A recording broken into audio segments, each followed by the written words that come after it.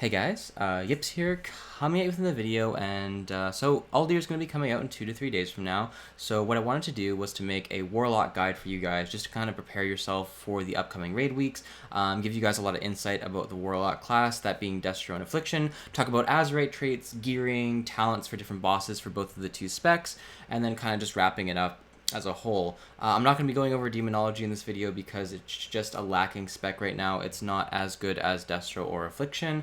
It just doesn't bring to the table what those two different specs can bring as a whole, so it's not really relevant for me to play right now. But if demonology ever receives changes that makes it more of a viable spec to use in a realistic encounter, then I would be more open to looking at that spec. So, first things first, let's talk about azerite traits. We'll talk about Affliction. We'll talk about Destro. We'll talk about which ones are powerful, which ones you should really be looking for and focusing on. So obviously there's a lot of azerite calculators out there that will show you the relative value of azerite traits. And those are good and all. They give you a good idea of what, situations azerite traits could be good in, or they give you ideas of the relative DPS an azerite trait will output. But that being said, it's always important to sim yourself with your own azerite traits. Even if the calculator says something, you might find something different just because your character is geared a certain way. So that being said, for an Affliction lock, the traits that you're going to be looking for ideally are going to be Thunder's Blast, Racking Brilliance, Inevitable Demise, and there's a few other flavor ones that I'll mention later, but those are the main ones that have the most relevancy to Warlock and that you'll be happy to have. So which ones are good in what situation? So obviously Thunder's Blast, I don't have any on my Warlock, but Thunder's Blast is good on straight up solo single target. If there's ever a fight in World of Warcraft where it is pure single target and nothing else happens in the encounter, Thunder's Blast will be excellent for Affliction because it's simply the highest simming DPS trait that we have. That being said, I do not value it nearly as much as Racking Brilliance. Racking Brilliance is the other single target Affliction trait that I think is relevant. The reason Racking Brilliance is so good is it's just a consistent source of increased intellect. Intellect is very valuable, it gives you a lot of bonus damage, and on single target it is extremely powerful, but not only that, very quickly on 2 target cleaving, on 3 target cleaving, when we're generating more shards and dealing more damage, and that intellect affects all of our gear, it obviously gains a lot of power level, right? Because, the more targets that you have dotted with your agony, the more shards you're going to be generating. The more shards you're generating, the more uptime you'll have on this. And this just increases our damage by a flat number. So it's just a really, really powerful trait on 2 target cleaving, 3 target cleaving. And I think it'll be really relevant during the raid tier. If you're wondering how stacking works, so if you're wondering if you have 2 or 3 of these, the way that it works with all azerite traits is they just add together. So say you were to have a Inevitable Demise trait, which we'll talk about later, which gives you bonus damage on your corruption.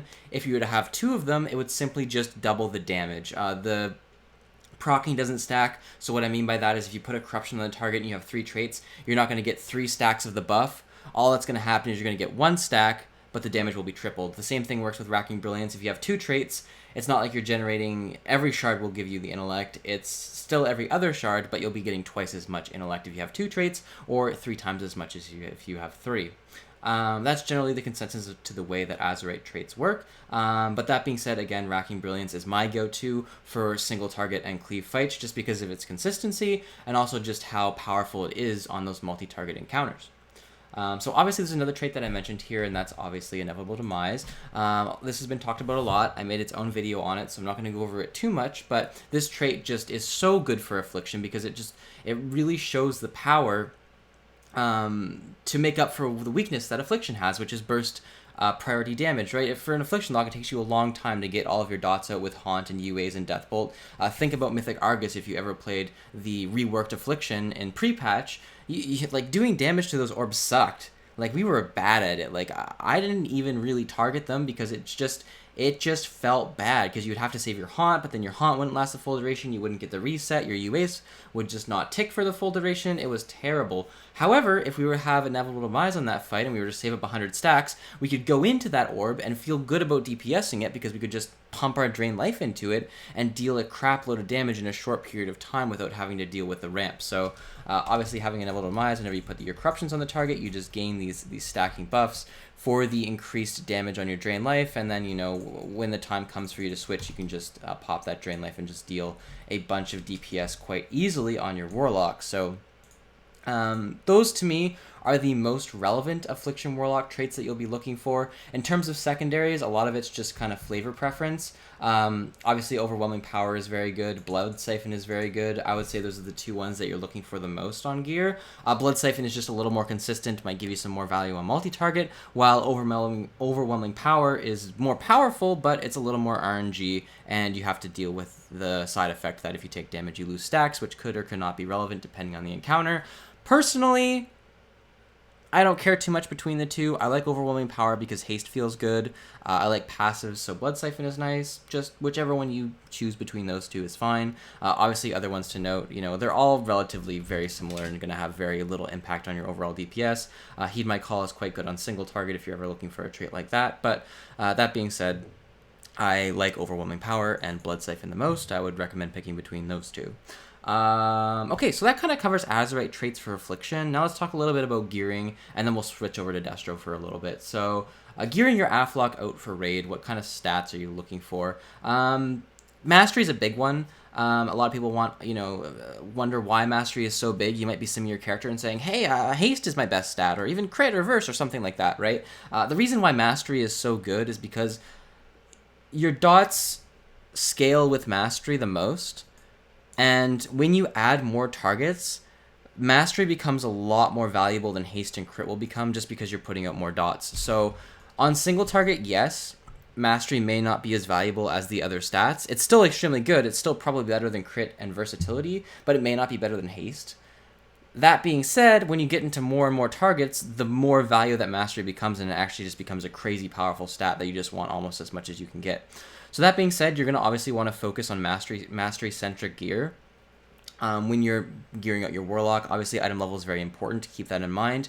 I highly recommend whenever you think you get an upgrade, you compare it to your last piece of gear in order to see which one is better. That being said, Mastery is obviously an extreme focus for Afflocks. You see here I'm running 61% Mastery, and I could have even more if I wanted to, but I'm using 2 Intellect trinkets, so my Mastery is a little bit lower because of that. However, there are Warlocks with much more Mastery than I have, and it's very, very good on multiple targets. Haste is obviously a very good stat as well. It scales extremely well with Racking Brilliance. The reason it scales with Racking Brilliance is because when you have more haste, you generate more shards. And normally the way that haste works for Warlocks is when you have an ability like Unstable Affliction or Phantom Singularity, they don't necessarily scale the best with haste because the duration gets reduced, so generally speaking, the net damage is the same, just the cast time is, a little bit faster. The damage it deals happens at a little bit of a quicker output, but your shard gen is much, much faster with haste. So since your shard gen is faster and Racking Brilliance lasts 6 seconds, you're just getting that buff up more frequently, so you have higher uptime on it. So that's why haste just works so well with Racking Brilliance.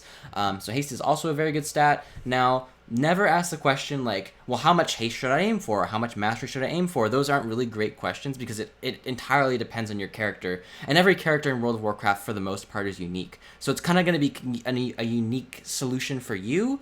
So you're going to have to find that out yourself, how much you want. Generally speaking, you want a lot of mastery and you want a good amount of haste.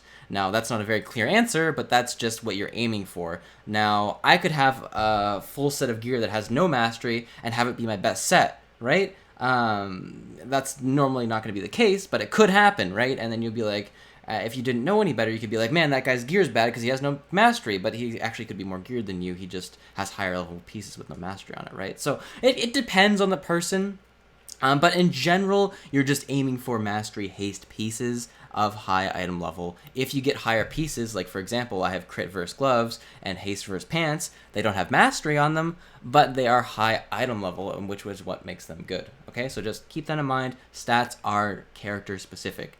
It's going to depend on you, so that's why I recommend whenever you get an upgrade, plug it into SimCraft, check it out, see which one's better, use whichever one's better. Okay, so that's Affliction Lock Gearing. That's kind of what's going to be going on. Let's talk a little bit about the bosses, which bosses are going to be looking interesting for gear. I'm not going to go every boss and tell you, you want this piece off this boss, this piece off that boss. I'm going to tell you the bosses that I think are relevant for you to getting loot. next week.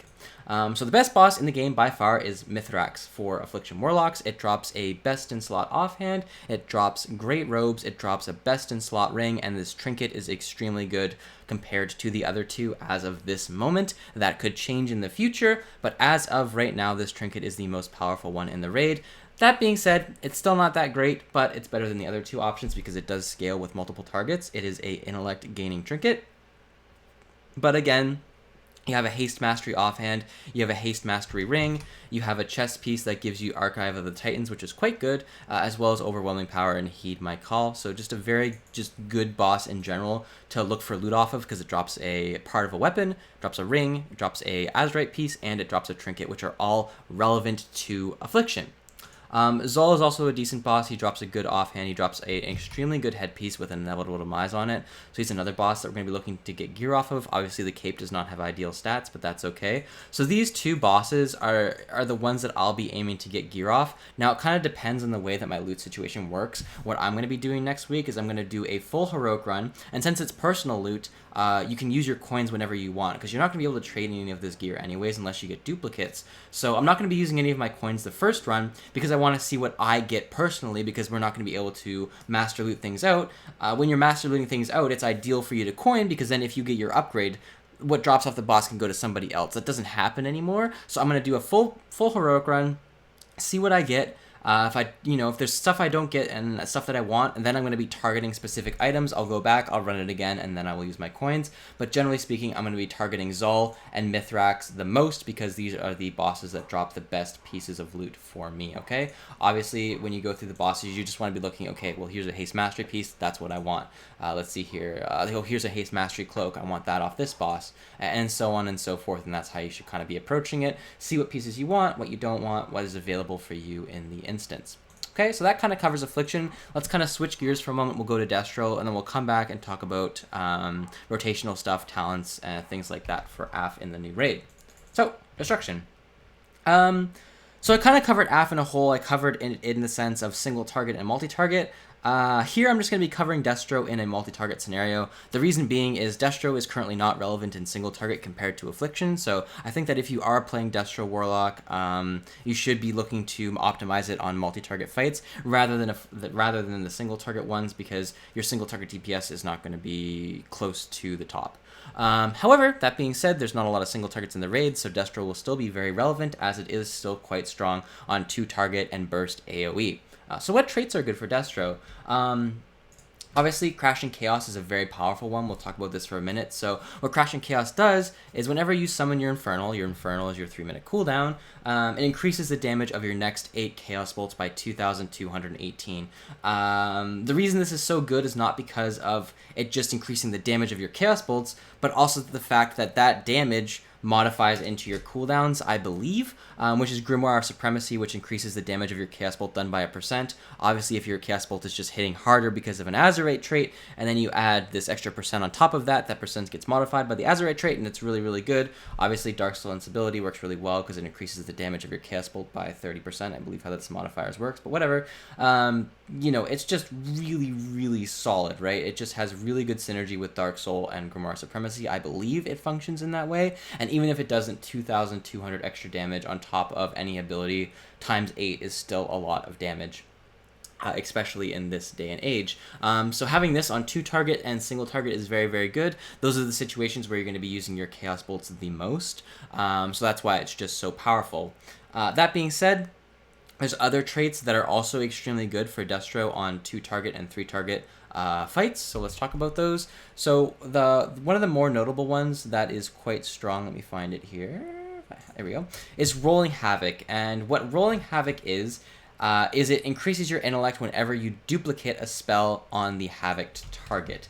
So if you have your Havoc and you are on a 2-target fight, obviously Havoc is when you're going to be doing most of your damage, and what ends up happening is when you put Havoc on an enemy target and you press a button on a different one, you gain a stacking buff of intellect. And depending on how many casts you get, I think on average you'll probably get about 6 to 7. it's going to be generating you a lot of intellect, and that intellect lasts for 10 seconds. Intellect is very valuable. You'll be able to generate this every 30 seconds. So if you have 3 of these traits, you can be getting, upwards of 1500 intellect every 30 seconds as just a 10-second bonus to your damage. And this bonus lasts for a long period of time because obviously you have it throughout your whole Havoc window and then 10 seconds after as well. Very, very, very good on 2-target cleaving and potentially even 3-target cleaving. Just an excellent talent as a whole. Lastly, the other important one for Destro is Accelerant. What Accelerant is when Rain of Fire deals damage to 3 or more targets, you gain 273 haste for 8 seconds. This trait's very good just because haste is very good. Not only is haste very good, but the way that the azerite trait functions is also very nice. So when you Rain of Fire, what's going to happen is it's going to give you this buff, Accelerant, and every single time your Rain of Fire hits those 3 targets, it's going to refresh the buff. So not only does it last throughout the whole duration of your Rain of Fire, if those targets are still alive, it will keep refreshing itself, and you'll also have it for 7 seconds after. If you have 3 of these traits, obviously that's going to be close to 900 haste, which is quite good. But obviously, having a perma 900 haste on 3 targets is just awesome if they're able to be in your Rain of Fire. This won't be quite as good for raiding as the other 2 traits previously mentioned, but sometimes, in dungeons, if you're an AoE lord, this could be something you would look into getting or something that could be useful for you. So, for me, those are the relevant Destro traits. That's kind of how they function. That's what I would kind of recommend that you look towards getting. And in terms of gearing, Destro is sort of a mixed bag. All the stats aren't terrible for Destro. They're also not all amazing. Intellect is really good for Destro. So high item level pieces are kind of what you're going to be looking for if you're gearing out your Destro Warlock. That being said, on multi-target cleave, Mastery is quite good. And on single target, crit and haste also very good. But Mastery is still good on single target. So I mean, just kind of go for whatever you'd like to focus on as Destro. Again, item level being the thing of focus for the most part. So that kind of covers azerite traits and gearing for the 2 Warlock specs. And again, for coining, I would still kind of recommend doing the same thing for Destro. This trinket's just like super good. You just kind of want to target it. And, the main hand and the offhand also won't be bad as, yeah. That's what I would just kind of say as a whole for Destro. I haven't gone too much into Destro theory crafting in terms of gearing and stuff, so maybe don't listen to me the most on that. But generally speaking, that's what I think for the most part. So, anyways, that's what I would say for azerite traits and, kind of gearing. Now we're going to shift focus more into talent discussion and kind of how that whole just bizzazz works. First, we'll talk about Affliction, and then we'll go back to Destro. So, just switching gears now. Let's go talk about Affliction, and then we'll come back to Destro again in just a little bit. So, AF, right? AF. What is AF good at? So, over the past, few weeks, we've kind of determined what Affliction is good at, and that is priority damage and single target with, council fights mixed in there. So why is AF good at single target? Well, Dark Glare is absolutely insane when you stack it with Bloodlust, Berserking, and Dark Soul Misery, and if you don't have Berserking, stacking it with all this stuff is just absolutely... Like, your damage is insane during that short window for Bloodlust. If AF didn't have that window during Bloodlust, it would not be that great on single target. It would still be okay, but it wouldn't be that great. So that being said, obviously you're trying to maximize around that Dark Glare window. Very, very important. But AF, again, like what I said, is good on single target cleave fights, so like, 2-target, 3-target council type stuff, and then priority damage. So let's talk about talents that kind of focus on those scenarios, as that's what's going to be relevant for Affliction.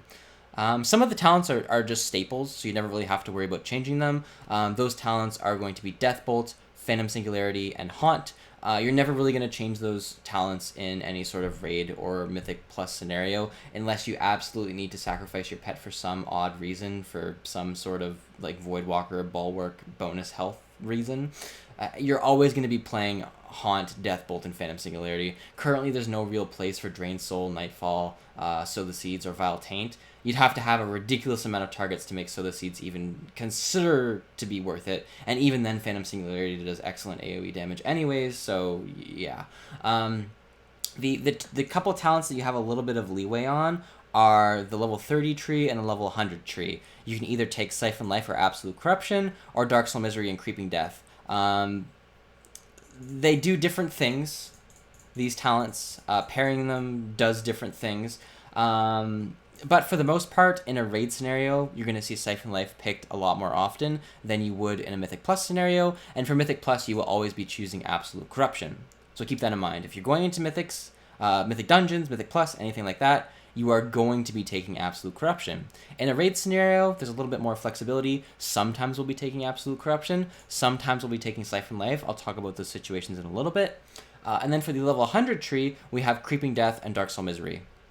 Pretty obvious distinction here. Dark Soul Misery is good for single target, for big burst moments with cooldowns. It is very, very powerful. It increases their damage by a lot. It's currently the best single target trait or talent in the game. Also extremely good on 2 targets. And what Creeping Death is it just will increase your damage on adds. So if like you're on a multi-target fight for a long period of time and there's periodic ads spawning, obviously you're not going to have Dark Soul Misery up for every ad that spawns.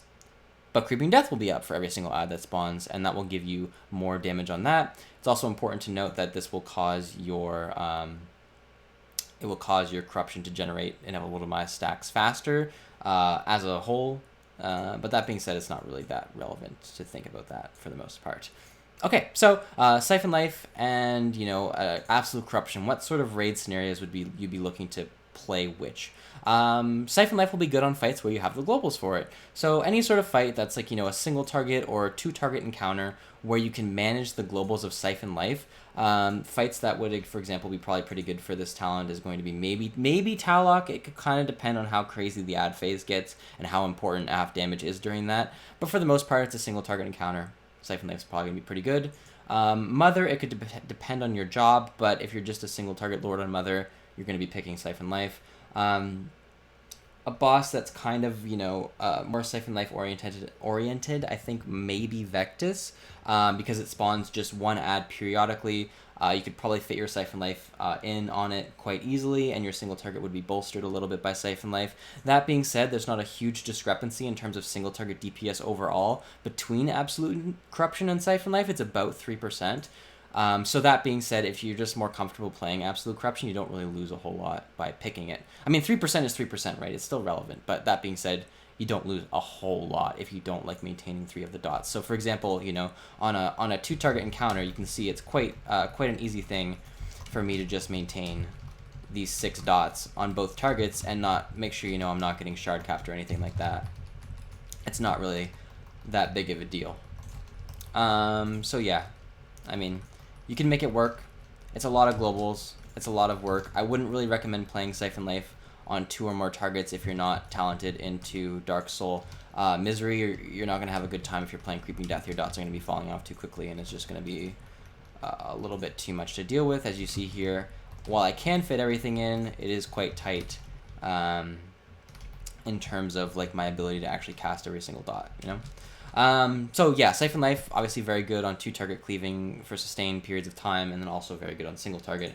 Absolute Corruption is more of a talent you're going to want to choose when there's a lot of things happening, a lot of ads spawning, where you're not going to have the globals to use Siphon Life. So a good example is Zol. If you've ever looked up a fight like Zol, it's just crazy. There's just tons of things going on, tons of ads spawning everywhere, and it's just going to be, Absolute Corruption is just going to save you so many globals, right? So if you're on a fight where there's going to be constant things happening, you're going to have to, take your attention away from the main targets. So, a boss where you're fighting maybe 1 to 2 targets, Siphon Life wouldn't be bad, but then all of a sudden, like 16 ads spawn, well, you're not going to have the globals to maintain your Siphon Life anymore on those 2 targets. You're going to have to switch over and focus on what's ever just spawned, and Absolute Corruption is great for that because you're not going to have to worry about refreshing your corruptions on those 2 targets because it's permanent, right? So that's quite nice.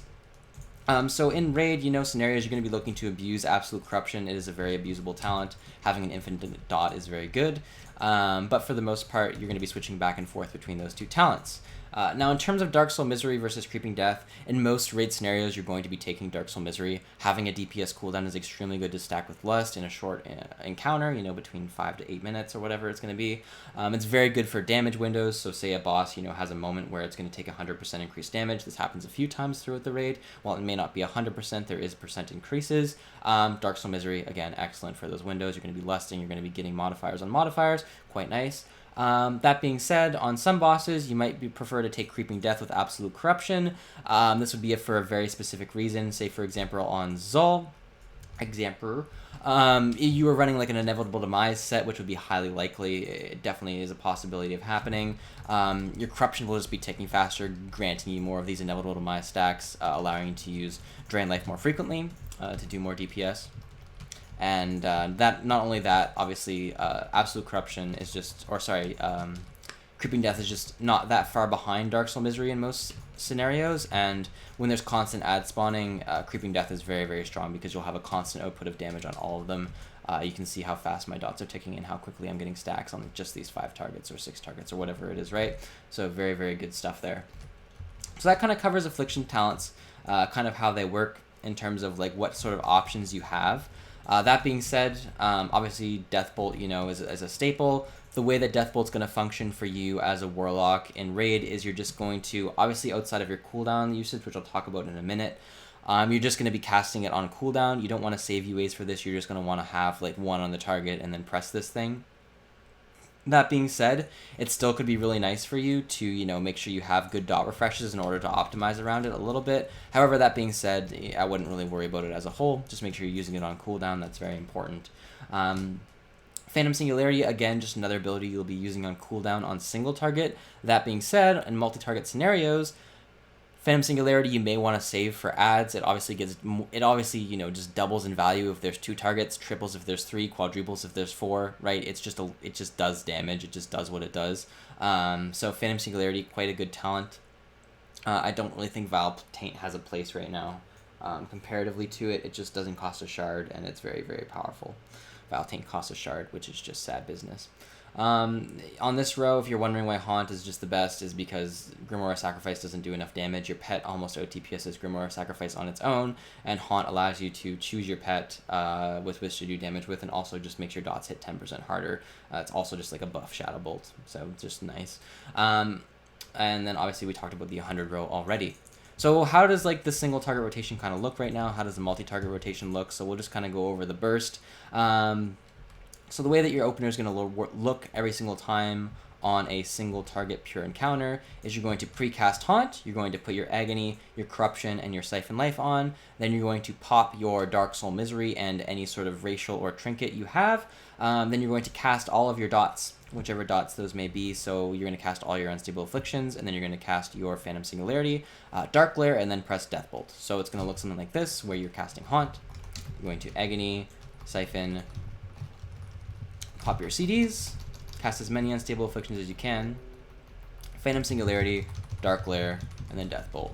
Boom, done, easy, nothing too crazy. That being said, if during the time where you're casting your UAs in your Phantom Singularity and you generate an extra shard, just throw it in and then press your Dark Glare. It doesn't have to be like UA, UA, UA, UA, UA. After I press Phantom Singularity, I have to Dark Glare. If you don't have 5 UAs on the target already, you can cast another one after you Phantom Singularity if you still have a shard. It doesn't really matter that much when you do press your Phantom Singularity. It is more optimal to press it towards the end. However, that being said, if certain boss timings, you know, make it so if your Phantom Singularity comes up a few seconds earlier, would be more optimal for multi-target damage, then you're probably going to be wanting to use it earlier rather than later. These are just some things that you can think about in order to optimize your cooldown usage. In terms of when you should be using your Dark Soul Misery next, because obviously it comes off cooldown sooner than your Dark Glare, you're just going to want to be using it on CD.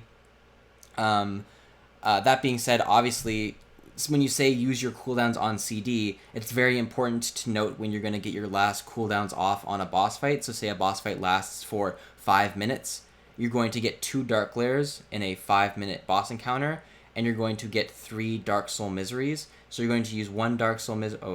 one Dark Soul Misery at on the start of the fight, 1 Dark Soul Misery at 2 minutes, and then you'll have a Dark Soul Misery between the last 4 minutes and 5 minutes of the encounter.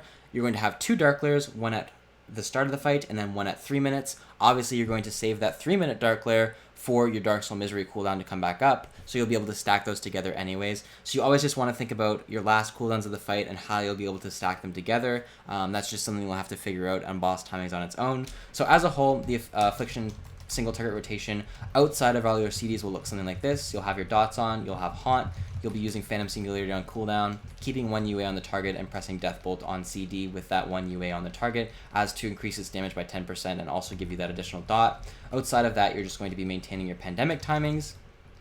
keeping your things on cooldown, casting Shadow Bolt in between, and making sure you're keeping Haunt on the target.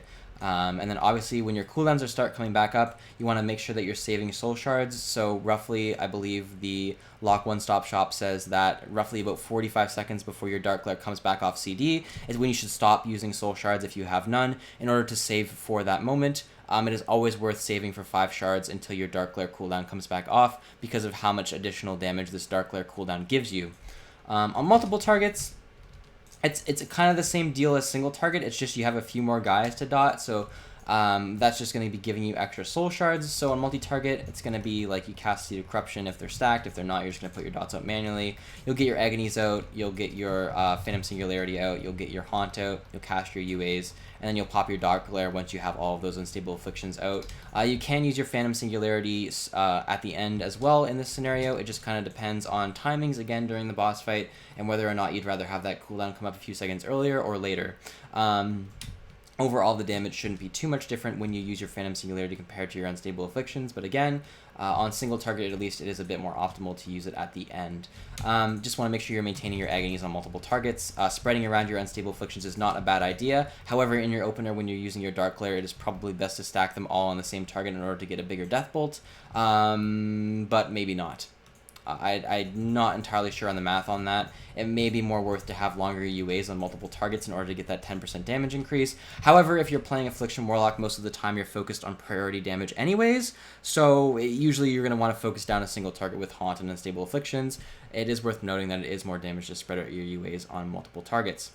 That's how UA plays right now. That's how the spec functions. Let's talk a little bit about Inevitable Demise just a little bit more so you guys have a good idea on the way that functions. Hopefully I'm not going too fast here. I realize I'm talking at 1,000,000 miles a minute. If you missed anything, just go back, watch the video again.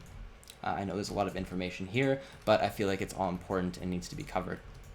So, Inevitable Demise, this trait's obviously amazing. I did cover it again in my last video. However, that being said, let's talk a little bit about the usage of the trait. So, in a multi-target scenario, the only scenario you will ever use this trait for the most part, what's going to happen is you're going to be doing your dance. You're going to be doing your regular single target rotation, and then something is going to happen to where you're going to want to use these 100 stacks, or you're going to reach 100 stacks and you're going to want to use them.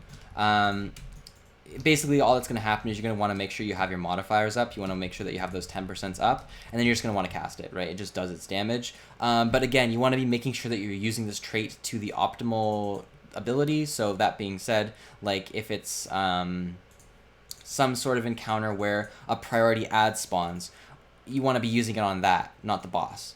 If it's a race fight where you're trying to just kill the boss and the ads don't matter that much, you're going to want to be just using it on the boss and just maximizing your DPS. It's a flexible talent, which is really important for AF, and you want to keep that in mind of its flexibility. So use it as it's meant to be used. If you just want overall damage, just run Racking Brilliance, right? Use Inevitable Demise the way that it's meant to be, which is priority DPS. Very, very important to keep that in mind. So that's the way Affliction functions. In terms of pets, they all do the same damage. Voidwalker does more AoE damage than the rest of them, but the same single target. The Imp gives you 5% additional health, the Voidwalker gives you, the Fellhunter gives you an Interrupt, and the Succubus supplies you with crowd control. So I believe that covers Affliction for the most part, the talents and the playstyle. We'll do one more opener just to show you kind of how the whole thing flows with the optimal stuff. So again, I'm going to be casting Haunt, do my 3 dots, pop my CDs, cast the UAs, and then we're going to pop Phantom Singularity, Dark Glare, and Death Bolt. And then you're just casting Shadow Bolt, right? Making sure that you use your Haunt in a few seconds here. And now we're just chilling, using our buttons. Make sure we refresh our dots at good times. And then we're just keeping 1 UA on the target after that. I'll note that my Death Bolt's coming back up in 15 seconds here, so I want to keep that in mind. My Phantom Singularity is coming back in 30, just keep that in the back of my head. But for now, just maintaining my dots at a good pace. I'm going to cast this 1 UA here, and then we're going to Death Bolt it. Boom, right? Very, very, very simple stuff. Just keep everything rolling here. Cast 1 UA here into the Haunt. Refresh our dots. Very, very simple stuff.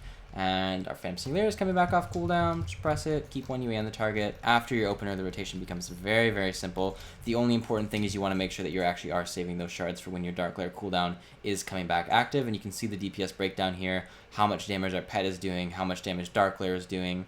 Our Phantom Singularity, you know, it's all doing so much because of that crazy opener. And with Lust, it's even higher, right? You can see even the unstable affliction damage just because of all of those extended UAs. Okay, so that kind of covers AF. Let's move on and talk about Destro. So Destruction Warlocks, kind of cool business, right? Beep. So Destro, yeah, I'm gonna go over Destro to the way that I see fit. So yeah, so this will not cover maybe as much as you would like it to if you're a pure only Destro player, but hopefully it will still give you some insight to the class. So Destruction Warlocks, let's just pop our Destro gear on real quick. I know I don't look the cutest, but that's okay. So this is just my standard Destro set right now. I don't have optimal azerite traits or anything like that, so do not focus on my azerite traits and stuff. Don't copy me. However, I'm going to go over the spec the way that I think it should be done. So what is Destro good at, right? Like, what's the stuff that Destro focused on? We talked about the stuff that AF focused on, but let's talk about the stuff that Destro kind of focuses on. And so what is Destro like good for? Destro is good for 2-target cleaving.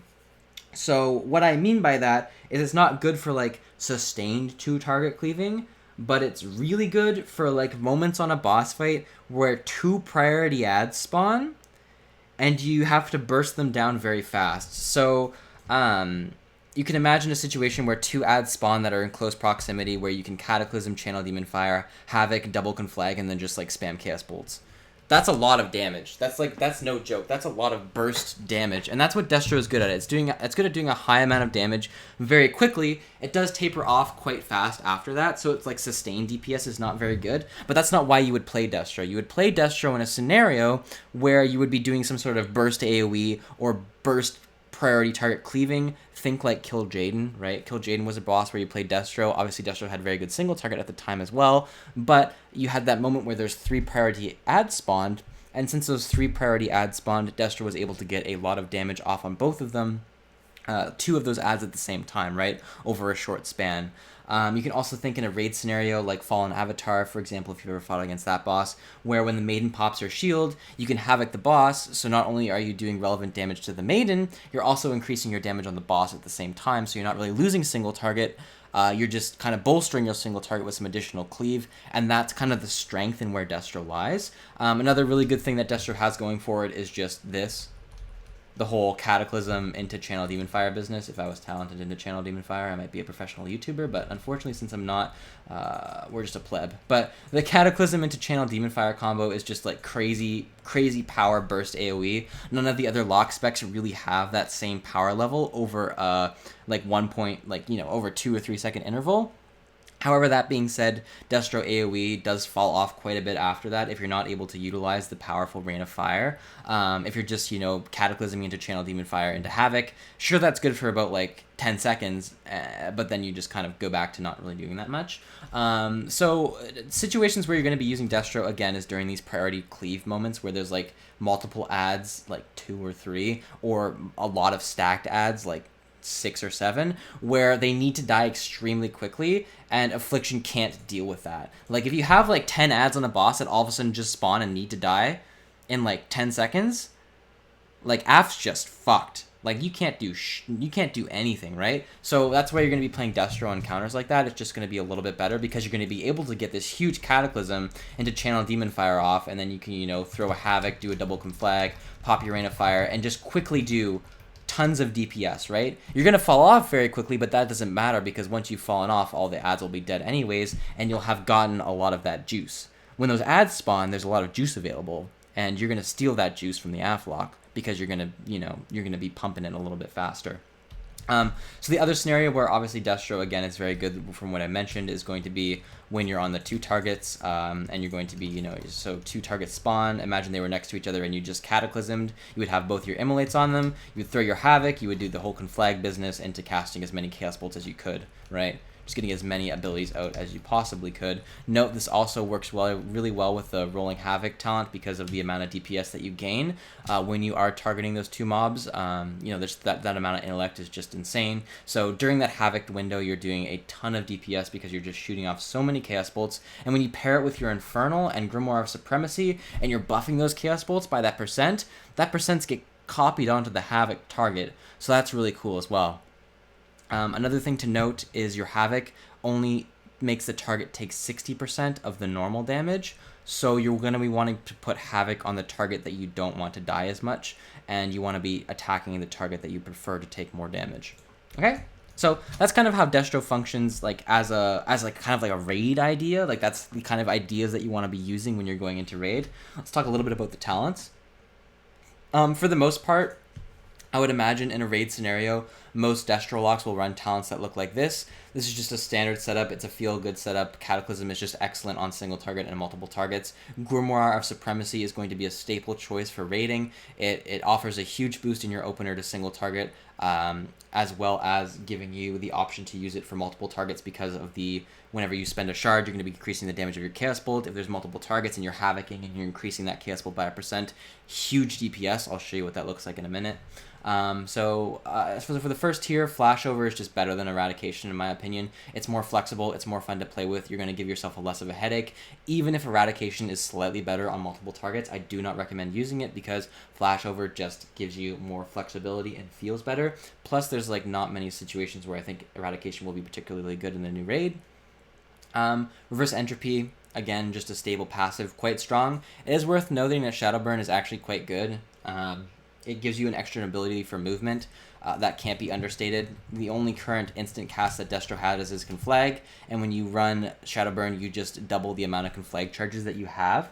Also, if there's ever a fight where there's tons of little ads spawning, you can just spam Shadowburn on them and get a bunch of instant damage that way. So that's quite strong. But for the most part, we're going to be using Reverse Entropy. The level 60 tier, these two traits suck. Run Cataclysm. They don't suck, but they just don't have that much use just yet. They could get better in the future, but right now Cataclysm is just such a powerful tool. It puts Immolate on everything, it does a huge burst of DPS, and that's just really nice. Immolates give you shards, allow you to do more with the resources that you have. The level 90 tier, Sack, same place as Affliction, just isn't quite as good because you lose your pet, which does a lot of damage as is. Grimoire of Supremacy, very strong. I'll show you in a minute. Again, I just want to show you when I pop on my CDs. Increasing the damage of your Chaos Bolts is just so big, especially when it's by such a high percent modifier. If you're able to get 8 Chaos Bolts off during Lust, that's going to be 8 times 8, which is 64, right? 64% increased damage on your next Chaos Bolt. That's a big number. Roaring Blaze, quite strong on situations where you're not going to have your Infernal and you're cleaving, so you get a lot of benefit from running Roaring Blaze because if you Havoc and you Conflag, both targets will get this debuff. It does not stack, so you're going to be wanting to spread out your Conflag rates over the duration. So you see here I have this dot on it. You're going to want to wait for this to expire before you apply it again. Otherwise, you're going to lose out on the benefit of the dot for at least, whatever Conflag charge that you had used at that time.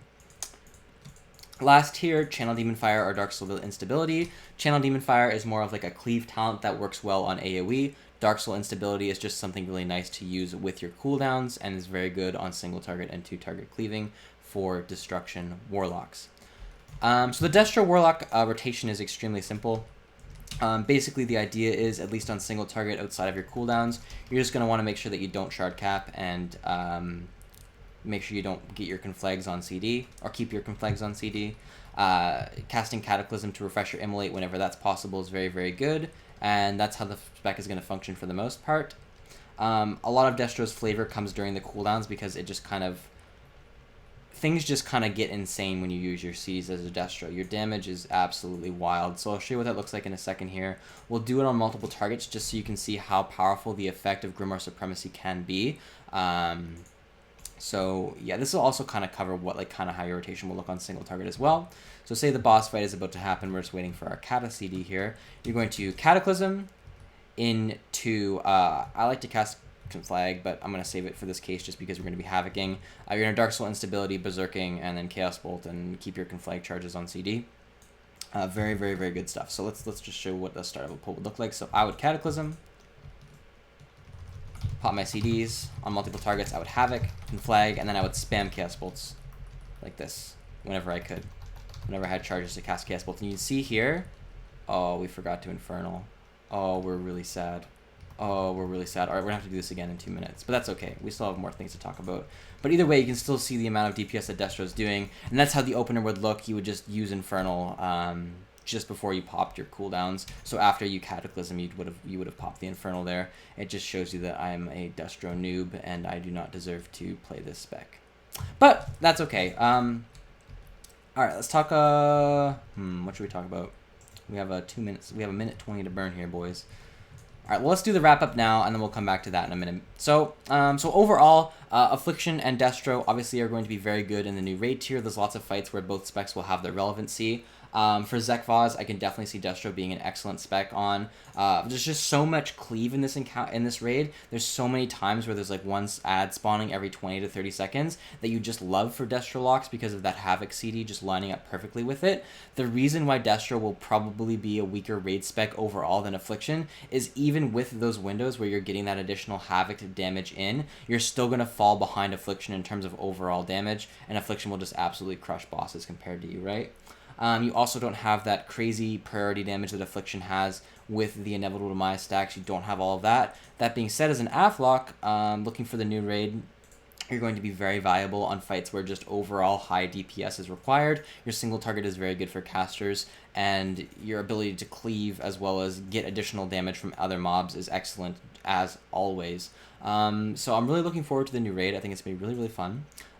There's a lot to look forward to, especially when it comes to Mythic Plus. Oh, we should talk a second about Mythic Plus for Destro. If you're playing Mythic Plus for Destro, you can choose to run these talents or these talents. These talents or these talents. The reason you would pick Roaring Blaze over Supremacy is for more trash damage. You would pick Supremacy over Roaring Blaze for more boss damage. Okay. So again, let's show the Destro opener here, and let's not be a potato. So you're going to Cataclysm into Infernal. Dark Soul Instability, Havoc can Flag, and then Chaos Bolt to your heart's content. Okay, so like this, and then you're just gonna go absolutely wild. Now, I will talk about a little bit of a scenario after this where you might want to delay some of your cooldowns, but for the most part, we're just going to go as is. So you see here, I'm already up to 48% damage increased on my Chaos Bolts, so my Chaos Bolts here will absolutely be hitting like monsters. You see there, I was getting 47, 48k crits. It's going to slow down a bit now, but you can see we're already up to that 80% increased damage done. On our Chaos Bolts, 96%. 100%, and then, you know, it's going to fade off here because our Infernal falls down dead. But you can see the amount of damage that Chaos Bolt is doing is absolutely ridiculous on any sort of, you know, scenario where you're going to be generating a lot of shards. That is why the trait Crashing Chaos is so valuable, as well as Rolling Havoc is very good because it just doubles that effect, right? So something worth noting about the Grimoire of Supremacy and the way that you should be using your cooldowns. The more Chaos Bolts you cast, the higher damage your Chaos Bolt is doing. Right? So sometimes it may not be optimal for you to use your Chaos Bolts early on during the Infernal window, as well as your cooldowns. So what I mean by that is when you pop your Infernal, you're going to be using Chaos Bolts because you don't want to be getting shard capped, but while you're using those Chaos Bolts, you're generating these Supremacy stacks, right? So as your Infernal, you know, goes on throughout its duration, you're doing more and more damage throughout the entire duration of that Infernal. So, since you're doing more damage halfway through the Infernal than you were at the beginning, it is more optimal for you to use your cooldowns halfway through the Infernal rather than at the beginning.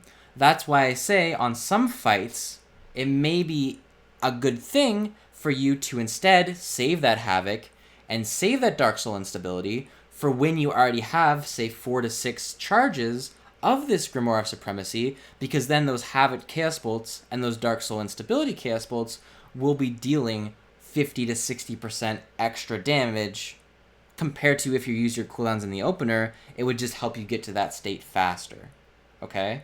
So that's something that's worth thinking about, is popping your CDs later into the rotation rather than earlier. That's a little bit of an advanced topic because it could come down to boss length, duration, and when you're going to be using your cooldowns next, and whether or not it's better to use them sooner than later, but it is something we're thinking about because instead of optimizing your damage over the course of a fight, you'd be optimizing your damage over the course of a 30-second window, which are two totally different things. Okay? So hopefully this has given you guys a lot to think about. I know this video was extremely long. I had a lot on my mind that I just wanted to get out there, and I think this is just like the best way for me to do it. I'm going to be including thumbnails, like bookmarks, in the comment section. I don't know why I'm saying this now. This is like at the end of the video and totally irrelevant. But I'll do it so if you want to like go to a specific part of the video, I'll like have a section for like azerite, Destro rotation and stuff, affliction rotation and stuff, and then like just me talking about random stuff. So yeah, overall I think, you know, Warlock's in a good place right now. Destro and demo single target is kind of weak, but Destro 2 target and stuff is excellent, and it's always good with Havoc, right? So yeah, thanks for watching. This has given you guys a lot to think about. Go back and rewatch any parts you're not sure about. Hopefully this helps you. Yeah.